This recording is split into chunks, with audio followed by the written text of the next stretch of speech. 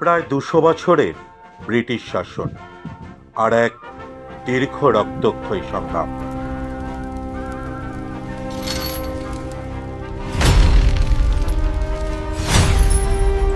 ভারতের স্বাধীনতা শুধুমাত্র ক্যালেন্ডারের একটি দিন নয়, এটি লক্ষ লক্ষ মানুষের আত্মত্যাগের এক অমর ইতিহাস। মহাবিদ্রোহের অনেক আগেই ব্রিটিশ শোষণের বিরুদ্ধে গর্জে উঠেছিল ভারতের মাটি। নিজেদের অরণ্য ভূমির অধিকার রক্ষায় সিধো কানহুর নেতৃত্বে সাঁওতাল বিদ্রোহ, বিরসা মুন্ডার উলগুলান কিংবা সন্ন্যাসী ফকির বিদ্রোহ, বাংলার বুক থেকে শুরু হওয়া সাধারণ ও আদিবাসী মানুষের এই অকুতোভয় সংগ্রামী জ্বালিয়েছিল স্বাধীনতার আদিম আগুন। 1857 সাল, ব্যারাকপুর থেকে মিরাট জ্বলে উঠল সিপাহী বিদ্রোহের দাবানল। মঙ্গল পাণ্ডে, রানী লক্ষ্মীবাই, তাতিয়া টোপিদের হাত ধরে শুরু হলো ব্রিটিশদের বিরুদ্ধে প্রথম সর্বভারতীয় প্রতিরোধ। এরপর এলেন এমন একজন নেতা যিনি অস্ত্র হিসেবে বেছে নিলেন অহিংসাকে।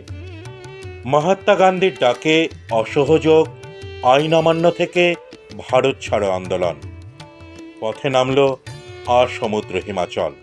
কিন্তু স্বাধীনতা তো শুধু অহিংসায় মেলে না, তা ছিনিয়ে নিতে হয় রক্তের বিনিময়ে। ক্ষুদিরামের হাসি মুখে ফাঁসির দড়ি পড়া, ভগৎ সিংয়ের আত্মবলিদান আর মাস্টারদার চট্টগ্রাম আস্তাগার লুণ্ঠন। বিপ্লবীদের এই সশস্ত্র সংগ্রাম ব্রিটিশ সাম্রাজ্যের ভিত কাঁপিয়ে দিল। দেশের ভেতরে যখন একের পর এক আন্দোলন চলছে, তখন দেশের বাইরে থেকে ব্রিটিশদের বুকে চরম কাঁপন ধরালেন বাংলার এক বীর সন্তান, নেতাজি সুভাষচন্দ্র বসু। তার রোমাঞ্চকর অন্তর্ধান ও রাসবিহারী বসুর উদ্যোগে শক্তিশালী আজাদ হিন্দ ফৌজ গঠন ইতিহাসে এক নতুন অধ্যায়ের সূচনা করল। তার সেই অমর হুঙ্কার, তোমরা আমাকে রক্ত দাও, আমি তোমাদের স্বাধীনতা দেব।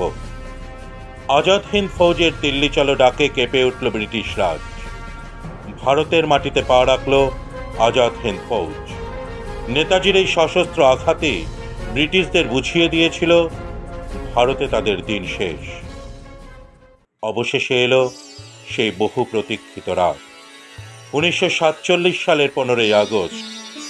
আদিবাসী বিদ্রোহ, অহিংস আন্দোলন আর সশস্ত্র বিপ্লবের রক্তক্ষয়ী পথ পেরিয়ে জন্ম নিল এক স্বাধীন সার্বভৌম ভারতবর্ষ।